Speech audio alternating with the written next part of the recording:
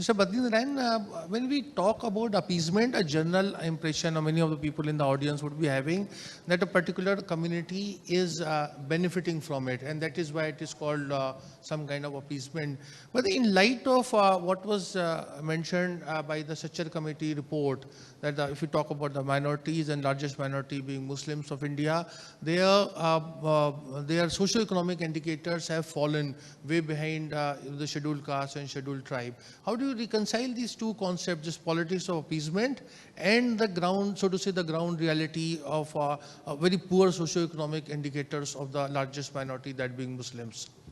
Rashid Sahab, actually there are difference between representation and appeasement. Representation means you are giving representation to the community as a whole, and representation in substantial ways. But what is happening in India, in all political parties are doing just a symbolic, giving symbolic representation, and that symbolic representation to a certain section of those community. And the community, the section which is powerful, which is elite of those community. So they are being offered positions, the kind of various kinds of visible political positions. And secondly, they consider, if you consider a community as a vote, not as a community as a life universe, community as a community which requires a development in real sense.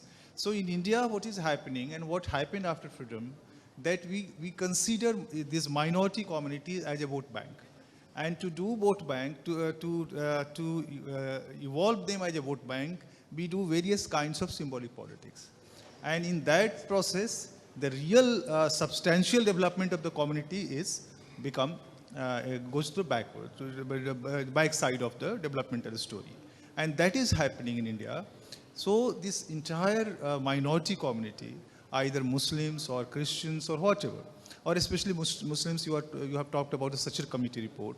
The underdevelopment of the community is because of we considered them as a vote bank and gave representation to their elites. They are a kind of section which is visible, which has a power to speak. Now Pasmanda thing is happening. You have already seen the Prime Minister talked about Pasmanda, and recently we visited in a Pasmanda village, and the person, I was talking to a person, and he said, Pradhan Mantri ne naam liya hum logon ka. So this Pradhan Mantri ne naam liya is a very catchy thing for them. Yes. And you have heard that Pradhan Mantri in his Bhopal lecture, he took the name of many of the community of the which comes on the Pasmanda. And that is the method which I observed in the Kashiram politics, because when Kashiram used to deliver a lecture, he used to take the name of the castes. Yes. So this empower them. So there are various communities, so real development will go to them. When we will take community not as a vote bank, but community as a life universe, and community as a part of the entire development story, as a stakeholder, not as a recipient.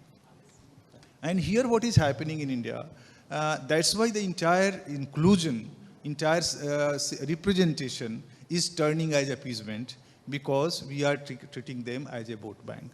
And that happens. You see the politics of various political parties, the way they give tickets to these communities. No, Sayyid Sahab ko de dena hai, इनको दे देना है, मुस्लिम होना चाहिए, they don't even know कि वो मुस्लिम में भी कौन है, किसको हम वोट टिकट देने जा रहे हैं, और दलित में भी कौन है जिसको हम टिकट देने जा रहे हैं. So they give the tickets, and they thought that community is for us and we will get the vote.